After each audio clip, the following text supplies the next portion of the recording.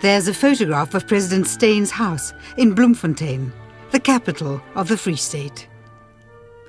And even a tribute to the Steen family's affection for the finer things in life, like good wine. A cheque to the local bottle store in payment for a consignment of the finest French reds then available.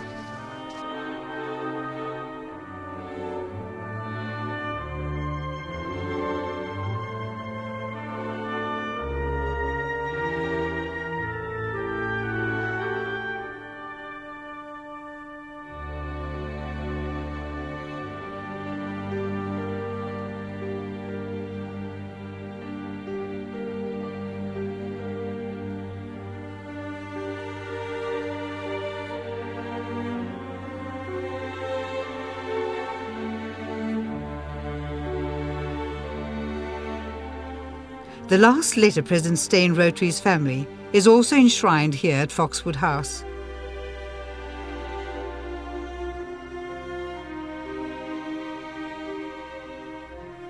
But that is all past.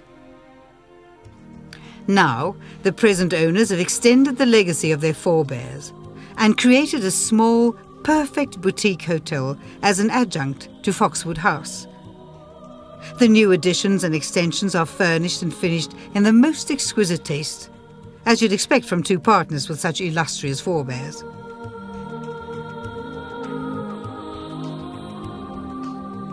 I went for breakfast, looking for a place of stillness where I could write up my diary, and sat outside and soaked up the tranquility and the serenity of the vast gardens. It's hard to believe that just 10 minutes away lies the heart of one of Africa's greatest cities.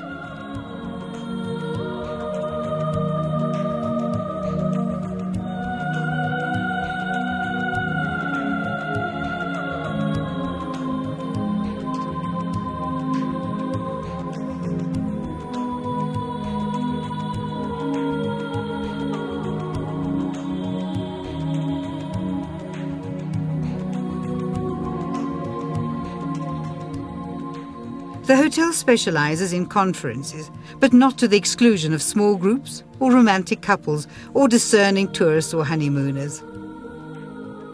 The interiors are spacious, the volumes restful and calm.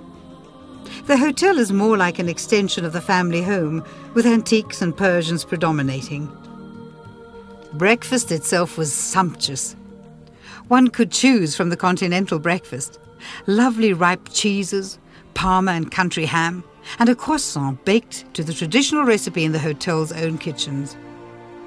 Wandering through the hotel's lovely interior, I found this beautifully carved French armoire that dates back to around 1782, a time when Marie Antoinette hadn't yet lost her head. The peasantry were properly silent, and the genteel and luxurious reign of Louis XVI was as yet untroubled by thoughts of the guillotine and revolution. The furniture is an eclectic selection, with a strange juxtaposition typical of inherited pieces. The dining room is furnished with typical Victorian balloon-backed chairs. There's also a vast Victorian Cuban mahogany dining table, and a variety of other styles that sit well together despite the disparities in age and provenance.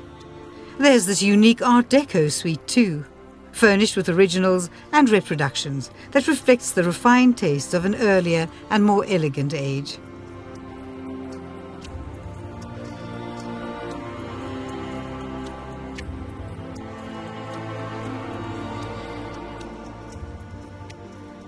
Every conceivable modern luxury is included, and the furnishings, ambiance and sheer style of Foxwood will please the most discerning and finicky international guest, largely because the present owners are cosmopolitan by inclination.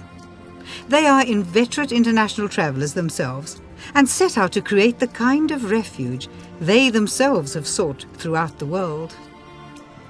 Hence the eclectic furnishings, idiosyncratic but wonderfully compatible combinations, and the serenity of the hotel.